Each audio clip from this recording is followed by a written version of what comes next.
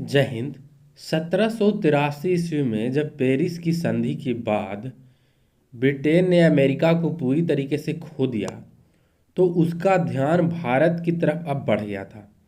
वो चाहता था कि भारत में जो हमारा साम्राज्य है उस पर किसी प्रकार का आंच ना आए।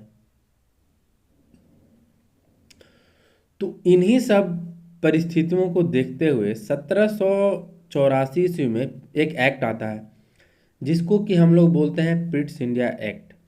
एक तो कि 1773 ईस्वी में जो रेगुलेटिंग एक्ट आया था उसकी खामियां जो थी उसको दूर करने के लिए लाया गया था, और उस 83 के बाद की जो परिस्थितियां बनी थी उनको देखते हुए भी यह एक्ट लाया गया था।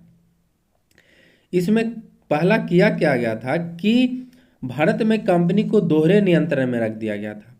यानी कि एक कंपनी जो भारत में व्यापार करती थी उसके लिए कोर्ट ऑफ डायरेक्टर और उसका जो राजनीतिक या रणनीतिक जो भी देखभाल था उसको बोर्ड ऑफ कंट्रोल के अधीन कर दिया गया। और बोर्ड ऑफ कंट्रोल या ब्रिटिश संसद के 6 सदस्यों से बनी समिति थी और वह इनका राजनीतिक पक्ष को देखती थी। ठीक है, तो कहीं ना कहीं द्वैत शासन का प्रारंभ यहीं से स्टार्ट होता है कंपनी के स्तर पे।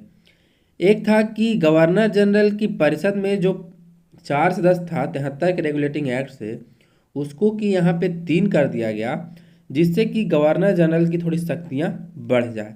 ठीक है, और वहाँ भी मद्रास और बम्बई को इसके नियंत्रण में बंगाल के गवर्नर जनरल के नियंत्रण में लाया गया था। यहाँ पे उसको और बढ़ा दिया गया। युद्ध, कूटनीति एवं वित्तीय मामलों में क्षेत्रीय गवर्नरों पर गवर्नर जनरल की सर्वोच्चता स्थापित की गई।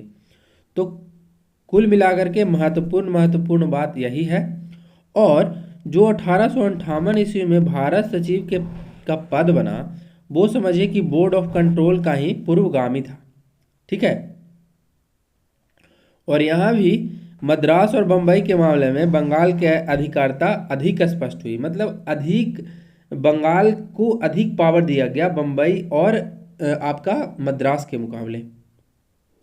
और इसी एक्ट के माध्यम से आप समझिए तो पिट्स इंडिया एक्ट 1784 के माध्यम से बोर्ड ऑफ कंट्रोल के माध्यम से कंपनी की गतिविधियों पर ब्रिटिश का वास्तविक नियंत्रण स्थापित हुआ।